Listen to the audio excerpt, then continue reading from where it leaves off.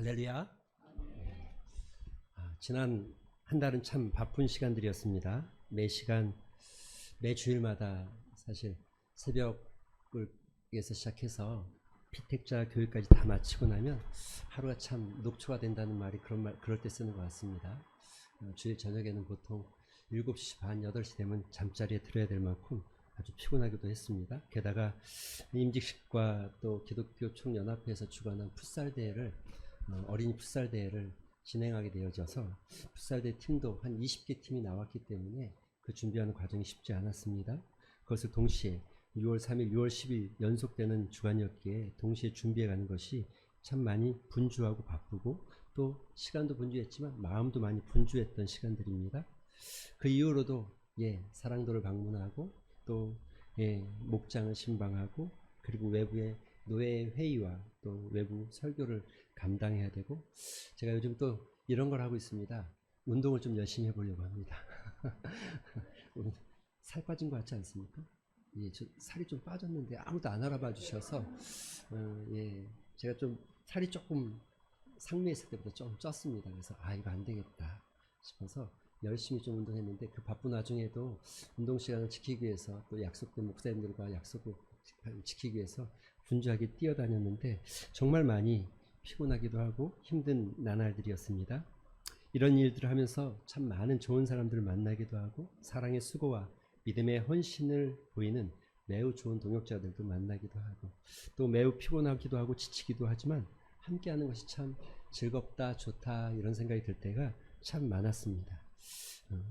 그런 마음에서 이런저런 모양으로 늘 함께하고 수고하는 우리 사랑하는 성도들과 모든 동역자들을 주님의 이름으로 격려하고 축복합니다. 여러분의 삶에 하나님 주시는 회복의 역사가 있게 되기를 소망합니다. 그런데 제가 언젠가 이 국민일보 칼럼에서 이런 글을 봤습니다. 철저히 피곤해야, 철저하게 피곤을 해야 회복이 있다. 철저하게 피곤해야 안식이 가능하다. 다 쏟아붓는 것이 중요하다. 다 쏟아부으면 다 채워진다. 할렐루야. 피곤의 깊이가 회복의 깊이를 결정한다. 여러분 요즘 우리 사회에 그 무선을 쓰는 것들이 많습니다. 그래서 배터리라는 사업이 굉장히 발달하고 있습니다. 배터리 오래 쓰는 방법이 뭔지 아시죠? 완전히 방전시켰다가 다시 완충하고 완전히 방전시켰다 다시 완충하면 가장 오래 쓰고 가장 좋은 겁니다. 그런데 우리가 다 쓰지 않고 또 충전하고 다 쓰지 않고 충전하고 이렇게 됐죠. 그런데 여러분 완벽하게 방전하는 것이 완벽하게 충전하는 것이고 그게 가장 좋은 것이죠. 우리 삶도 마찬가지입니다. 피곤할 정도로 완전 방전하면 다시 아주 충분하게 채워지는 이 회복의 은혜를 경험합니다. 안식일은 여러분 안식을 위한 것이 아닙니다. 6일을 잘 살아낸 사람이 하나님 안에서 평안하게 쉬는 시간을 안식이라고 말합니다. 누가 안식하는가? 6일 동안 힘쓴 노동자입니다. 힘써 일한 사람입니다. 그들에게 참 안식이 있을 수 있습니다. 진정한 행복은 우리 안에 있는 감각들이 회복되어지는 겁니다. 기쁨의 회복, 감사의 회복, 보는 것이 듣는 것이 회복되어지기 시작할 때 그 안에 감사가 묻어나기 시작할 때 그때 진짜 행복을 느끼는 거죠. 그런데 여러분 행복하신가요? 행복이란 저는 이렇게 생각합니다. 이미 주어진 은혜를 우리가 발견하는 것이고 그것이 회복되어지고 그것이 느껴지기 시작할 때 우리가 감사할 수 있고 행복한 거죠. 그러기 위해서 날마다 조금은 좀 지칠 만큼 좀 쏟아 부어 보시고 무엇인가에 조금 미친 듯이 해보시고 그래서 완전히 방전된 것 같은데 또다시 하나님께서 채워주시는 그 놀라운 회복을 여러분 경험하는 그런 하루하루가 되시기를 소망해 봅니다. 사랑하는 성도 여러분, 충전을 받으시는 분은 열심히 방전하시고 방전되신 분은 또 주님 안에서 열심히 충전되어지기를 소망합니다. 그런 의미에서 또 목회자로서 여러분의 그 수고와 애씀에 나름 어떻게 위로할 수 있을까 또 어떻게 하면 격려할 수 있을까 늘 그런 고민을 하고 삽니다. 그래서 가끔은 귀한 집사님들과 함께 식사를 나누며 교제하기도 하고 또 차를 나누며 대화하기도 하고 가끔은 전화로 물어보기도 하고 또 이런저런 특별한 일들을 해보려고 노력합니다. 그리고 그런 생각의 끝에 목자와 목장을 좀 격려하고 위로하면 좋겠다 싶은 마음에 지난주부터 사실 5월 말에 그런 생각을 했죠. 그래서 지난주부터는 목장을 좀 방문해서 목장이 잘 세워지면 좋겠다 이런 마음으로 이런 격려하고 위로하는 일에 힘쓰고 또 노력하는 목회자가 되려고 동분서주하고 있습니다.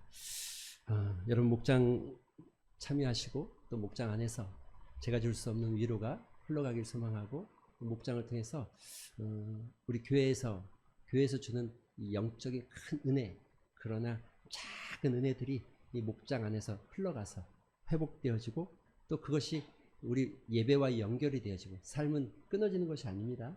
하나가 아니라 다 연결되어 있는 거죠. 시간은 나누어지지 않습니다. 모든 시간은 과거와 현재와 미래는 늘 하나로 존재하고 지금 우리 앞에 동일하게 펼쳐져 있는 거죠.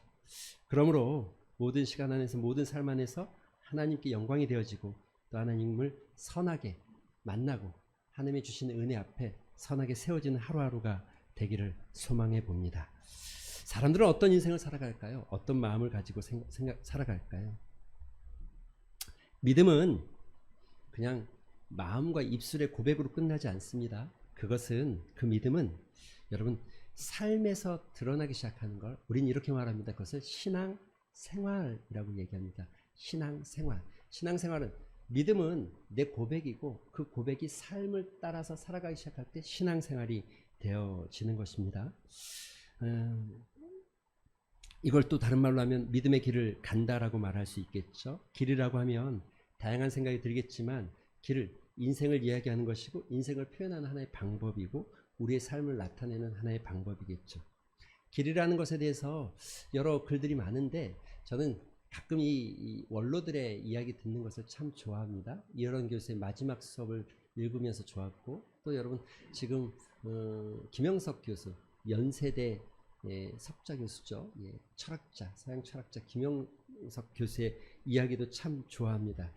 김영석 교수와 함께 1920년대 3명의 교수가 있었죠. 서울대 교수였던 김태길 교수님, 지금 별세했죠. 조금 세 분 중에 가장 빨리 돌아가셨죠. 그리고 숭실대 교수였던 안병욱 교수님, 두 분 다 철학자이고 또 작가이기도 하고 시인이기도 하죠.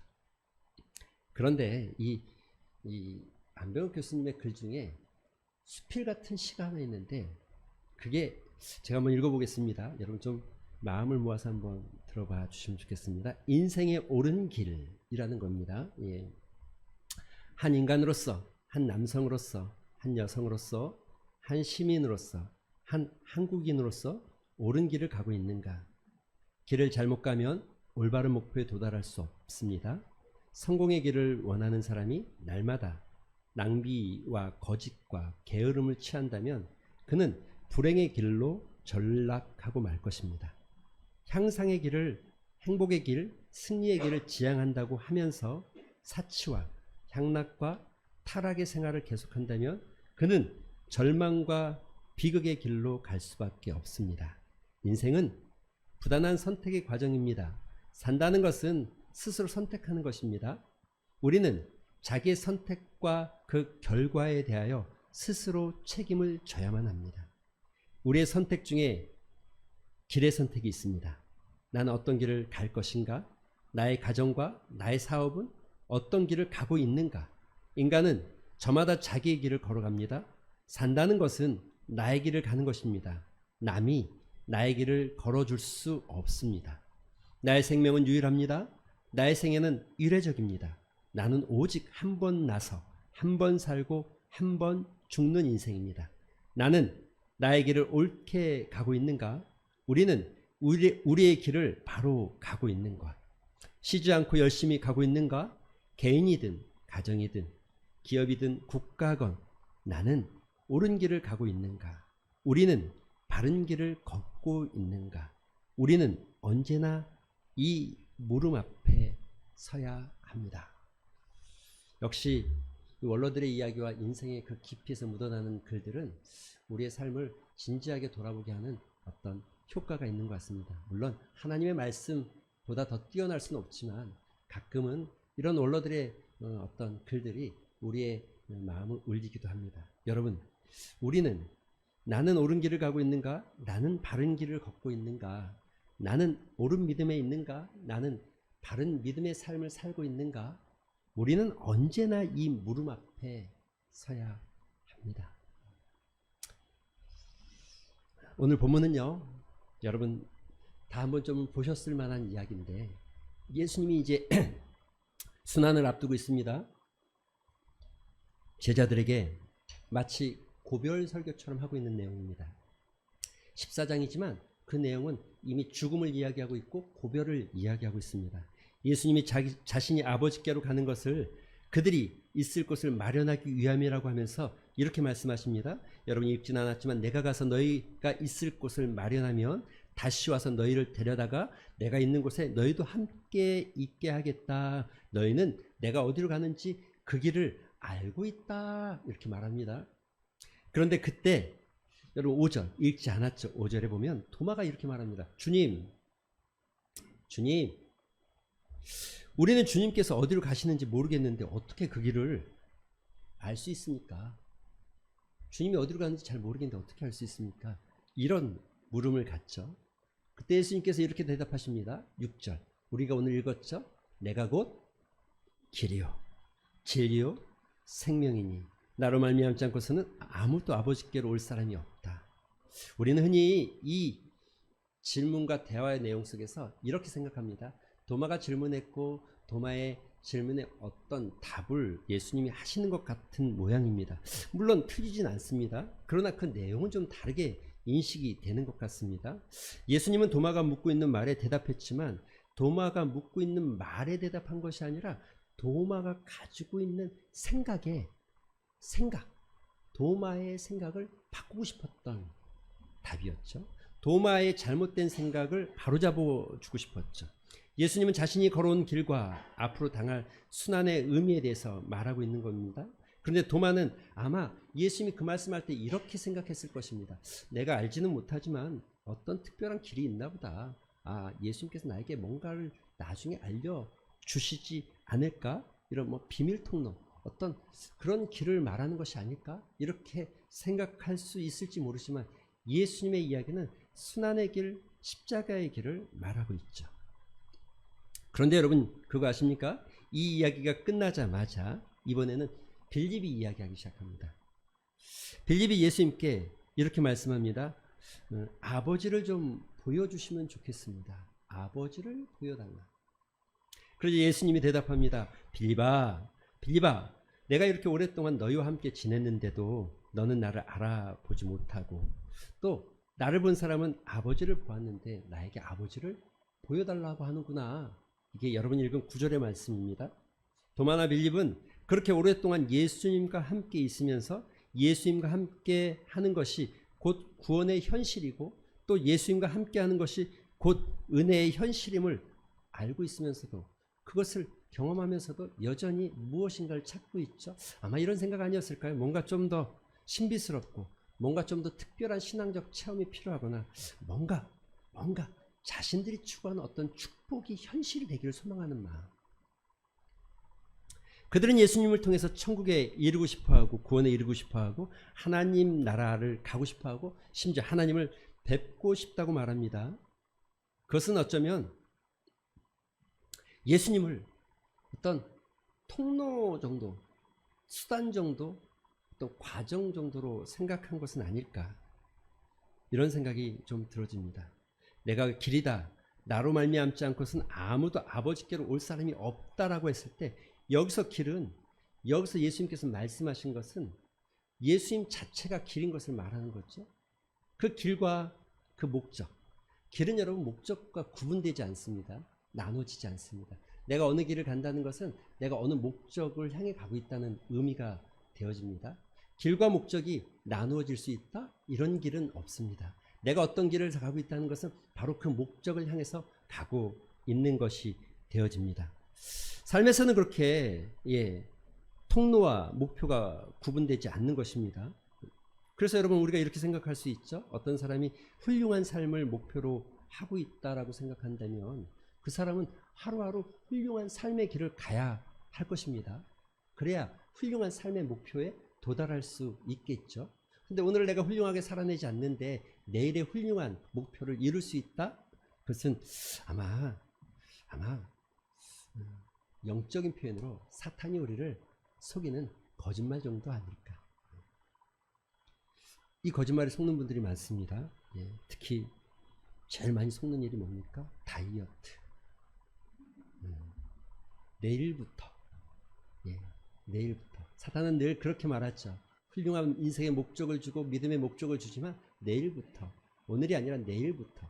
그러나 우리는 하나님께서 오늘을 살아낼 때, 오늘 우리가 그 길에 설 때, 그것이 바로 우리의 인생의 목표가 되어지고 인생의 길이 되어지고 우리의 삶이 되어지는 것입니다. 삶은 그가 살아가는 방법과 그의 삶의 목적과 뗄래야 뗄 수 없고, 믿음은 그 신앙생활과 즉 삶과 분리되지 않습니다.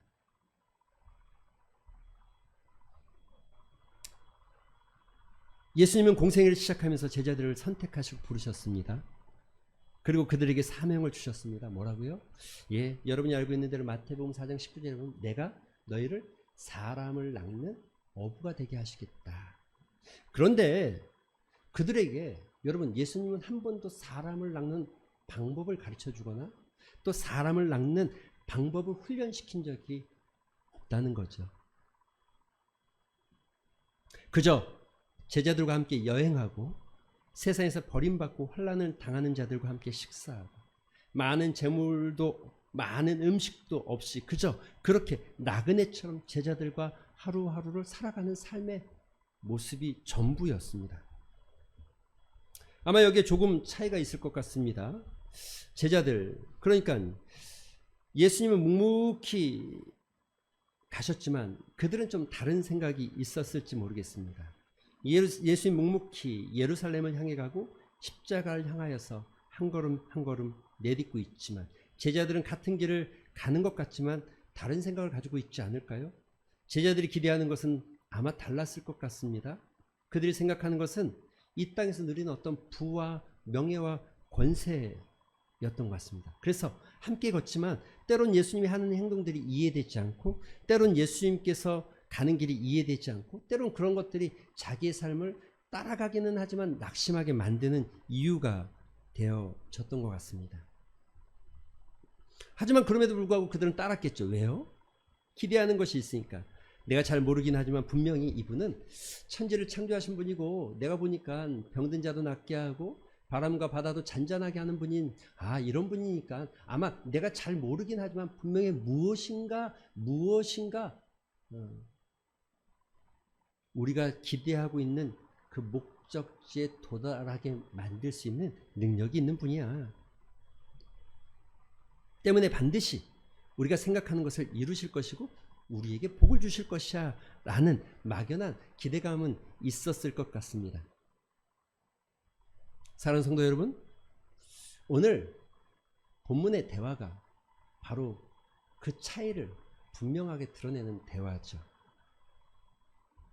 예수님과 제자들의 차이. 빌립아, 내가 이렇게 오래도록 너와 함께 있었는데 내가 나를 알지 못하느냐?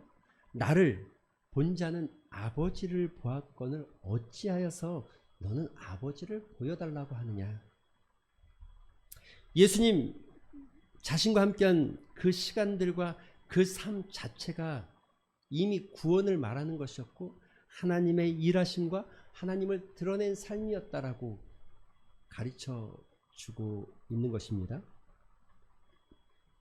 구원은 죽은 다음에 어딘가를 가는 그것이 구원이 아니라 예수님은 제자들과 3년 같이 공생애를 살아가면서 이것이 삶이고 이것이 천국이고 이것이 구원이다라는 것을 내가 곧 길이고 내가 곧 생명이고 내가 곧 진리라는 것을 그들에게 수없이 보여주고 수없이 알려주고 같이 먹으며 삶을 나누었건만 여전히 그들은 그것을 알아보지 못하고 알지 못하고 있었다는 거죠.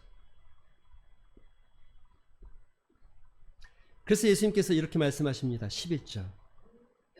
여러분 이 말씀에 집중할 필요가 있죠. 내가 아버지 안에 거하고 아버지께서 내 안에 계심을 믿으라. 그렇지 못하겠거든 어떻게 하라고요? 행하는 그 일로 말미암아 나를 믿으라. 행하는 그 일로. 예수님께서 행하신 그 일들이 뭡니까? 여러분 우리가 상상할 때 우리는 늘 이렇게 상상하죠. 바람을 잔잔케 하는 일, 또 기적을 일으켜서 죽은 자를 살리기도 하고 병든 자를 낫게 하는 일을 생각하겠지만 예수님의 길, 그분의 삶에 나타난 것은 그것은 아주 그의 삶의 아주 작은 일부에 지나지 않습니다. 예수님은 늘 가난한 자들과 함께했고 병든 자들과 함께했고 예수님은 늘 명예와 부를 추구하기보다 그저 말씀을 따라가고 하나님의 뜻을 이루기를 소망하는 마음으로 꾸준히 자기에게 주어진 사명 십자가 예루살렘을 향해 가는 것을 멈추지 않았죠. 예수님의 길, 그분의 삶에 나타난 것, 그것이 바로 하나님께서 하신 일, 그것이 바로 하나님께서 보이신 역사. 그런데 예수님께서 이렇게 말씀하십니다. 이번에는 12절. 내가 진실로 너에게 이르노니 나를 믿는 자는 내가 하는 일을 그도 할 것이요. 할렐루야. 또한 그보다 더 큰 일도 하게 될 것이다. 할렐루야. 여러분 이 말씀의 의미가 무엇입니까? 우리는 또 이렇게 착각합니다. 내가 하는 일을 그도 할 것이다. 이렇게 예수님께서 말씀하시니까 아하, 우리도 믿음만 있다면 예수님처럼 바람도 잔잔케 할 수 있는 어떤 능력, 어떤 힘과 파워가 생기는 것이 아닐까? 그래서 우리는 늘 능력에 초점을 맞추고 힘에 초점을 맞추기를 좋아하죠. 하지만 주님은 내가 살아온 길을 너희도 살아갈 것이다. 너희가 할 수 있다고, 너희도 나처럼 살아갈 수 있다라고 격려하고 있는 겁니다. 그리고 이렇게 말하죠. 나보다 더 큰 일을 할 것이다. 여기도 우리는 또 착각합니다. 예수님께서 병든 자를 낫게 했으니 나는 한 명이 아니라 2명, 3명, 10명을 낫게 할 수 있을까? 이런 기대감을 갖지만 나보다 더 큰 일이 뭡니까? 예수님 공생 3년. 아마 이렇게 표현할 수 있을 것 같습니다. 그 모습을 보여준 사람이 있다면 바울이 아닐까? 복음을 위해서 살아간 바울. 그가 이런 고백을 합니다. 빌립보서 4장 11절과 12절에 이런 고백을 하죠. 내가 공표함으로 말하는 것이 아니라 어떠한 형편에든지 나는 자족하기를 배웠노니 나는 비천에 처할 줄도 알고 풍부에 처할 줄도 알아. 모든 일 곧 배부름과 배고픔과 풍부와 궁핍에도 처할 줄 아는 일체의 비결을 배웠다. 여러분 복음을 위해서 사람을 낚는 일을 위해서 너희는 나보다 더 큰 일을 할 것이다. 더 긴 시간 동안 더 많은 사람들을 만날 것이고 더 많은 어려운 사람들을 도울 수 있고 더 많은 환난당한 이들을 격려할 수 있고 더 많은 이들에게 십자가의 복음을 전할 수 있다. 더 큰 일을 할 수 있을 것이다. 그러나 주님은 복음을 위해서 믿음을 따라 살아가는 삶의 자리에서 만나는 여러 인생들 그리고 그들이 겪게 될 많은 어려움으로 인해 때론 지치고 힘들고 넘어지겠지만 그러나 그들에게 이렇게 말하죠.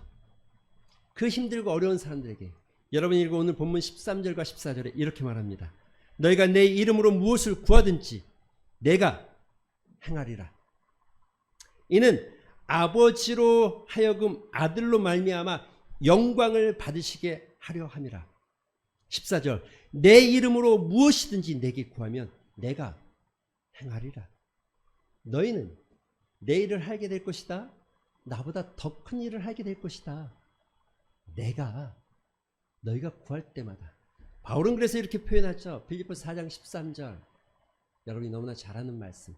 내게 능력 주시는 자 안에서 내가 모든 것을 할 수 있느니라. 예수님 말씀하십니다. 너희는 내가 살아온 길, 내가 너에게 보여준 길, 내가 너에게 말한 그 길, 너희도 가게 될 것이고 너희가 그 길을 걷게 될 것이고 너희의 삶은 그렇게 되어져야 될 것이다. 그러면서 내가 너희와 함께 할 것이다. 성령이 너희를 도와줄 것이다. 성령이 너희를 위로할 것이다. 격려할 것이다. 너희를 고아와 같이 버려두지 않을 것이고 너희를 늘 동행하고 함께 할 것이다. 그게 지금 14장 오늘 읽은 본문 후반절에 계속해서 나오는 이야기입니다. 사랑하는 성도 여러분, 우리는 그리스도인이라고 고백합니다. 그리스도인이라고 고백하는 이 단어 안에는 그저 예수님을 믿는다라고 말하는 그 고백에서 끝나는 것이 아니라 예수님을 따른다 이런 의미가 담겨져 있는 것입니다. 예수님을 구주로 믿고 그분을 따라가는 것, 그분이 살아간 삶의 자리로 나도 따라가는 것. 여러분, 예수님께서 공생애를 시작하면서 우리에게 아주 놀라운 은혜를 주시고 메시지를 증거하신 것이 있죠. 그 내용이 뭡니까? 여러분이 잘 알고 있는 산상수훈이라는 설교. 심령이 가난한 자는 복이 있나니 천국이 그들의 것이며 애통하는 자는 복이 있나니 그들이 위로를 받을 것이며 온유한 자는 복이 있나니 그들이 땅을 기업으로 받을 것이며 의에 주르고 목마른 자는 복이 있나니 그들이 배부를 것이며 긍휼히 여기는 자는 복이 있나니 그들이 긍휼히 여김을 받을 것이며 마음이 청결한 자는 복이 있나니 그들이 하나님을 볼 것이며 화평하게 하는 자는 복이 있나니 그들이 하나님의 아들이라 일컬음을 받을 것임이라. 의를 위하여 박해를 받는 자는 복이 있나니 천국이 그들의 것임이라. 나로 말미암아 너희를 욕하고 박해하고 거짓으로 너희를 거슬러 모든 악한 말을 할 때 너희에게 복이 있나니 기뻐하고 즐거워하라. 하늘에서 너희의 상이 큼이라. 너희 전에 있던 선지자들도 이같이 박해하였느니라.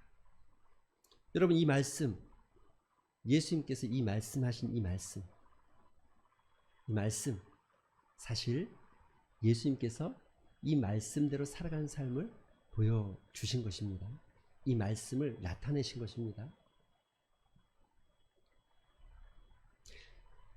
믿음의 길에서 보여주셨고, 그리고 이 말 끝에 예수님이 이렇게 말씀하십니다. 나의 말을 듣고 행하는 자, 즉 집을 짓는 자, 반석 위에 집을 짓는 자가 지혜로운 자고 그가 바로 내 제자가 되는 자다.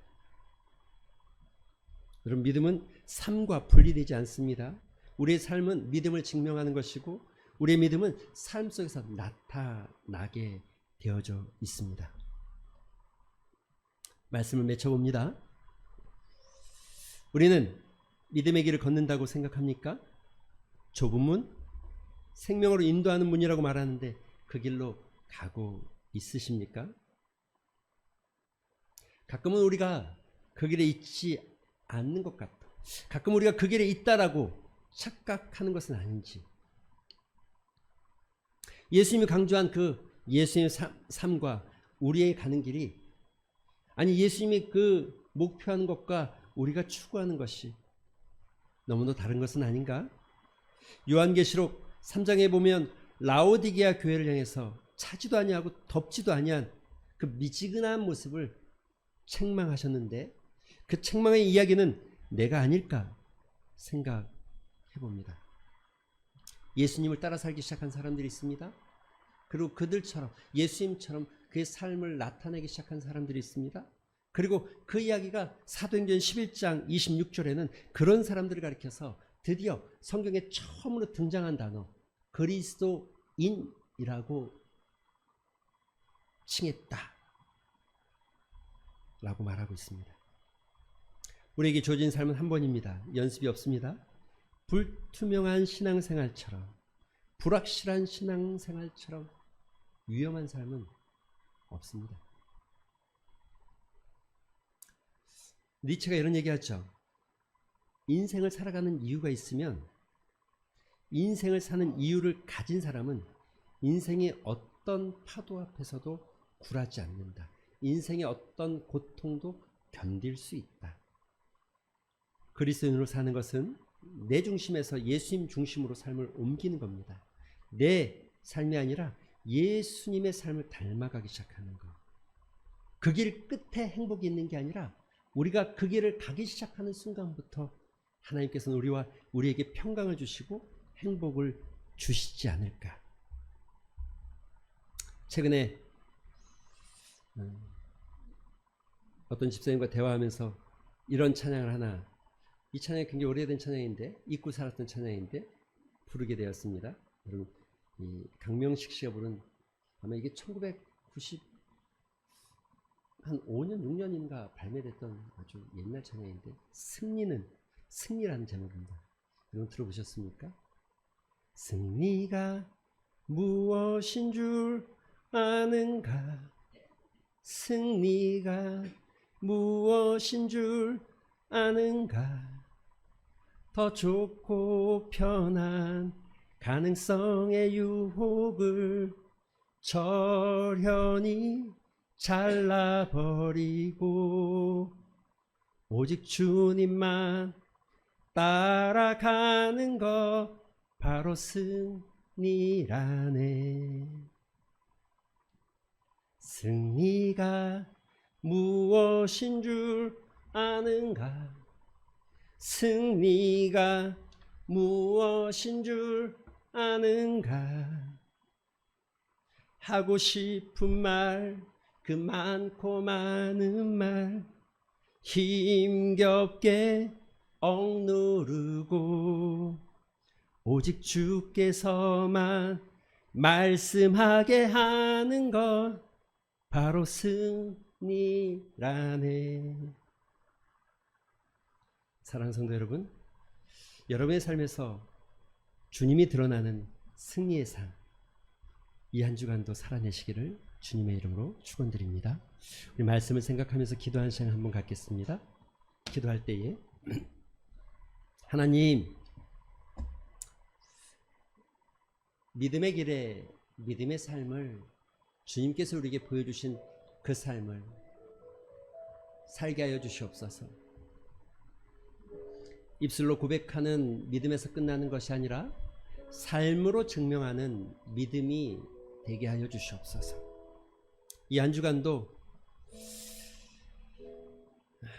더 좋고 편안한 가능성의 유혹을 절연히 잘라내고 오직 주님만 따라가는 승리의 삶을 살게 하여 주시옵소서.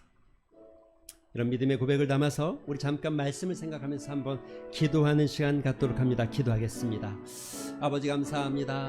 우리의 삶이 아버지 주님을 닮아가는 삶이 되기를 소망합니다. 주님께서 가신 그 길을 우리도 따라가게 하여 주시옵소서. 하나님을 보여내는 인생 되게 하여 주시옵소서.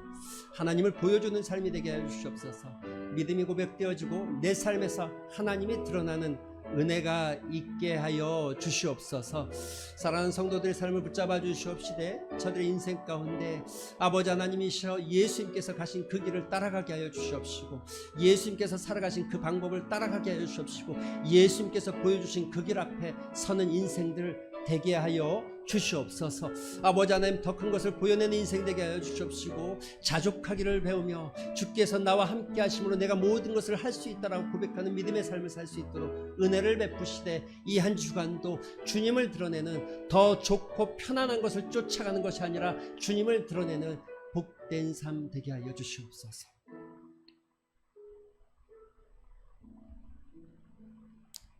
주님, 묵묵히 십자가를 지고 그 길을 가셨던 주님의 길, 주님의 삶, 주님 제자들은 따라가면서도 다른 생각, 다른 기대를 가지고 있었던 것처럼 우리는 예수 그리스도를 믿으며 다른 생각, 다른 기대를 따라 믿고 있는 것은 아닌지 겸손하게 우리의 믿음과 신앙과 우리의 영혼을 돌아보는 지혜가 있게 하여 주시옵소서.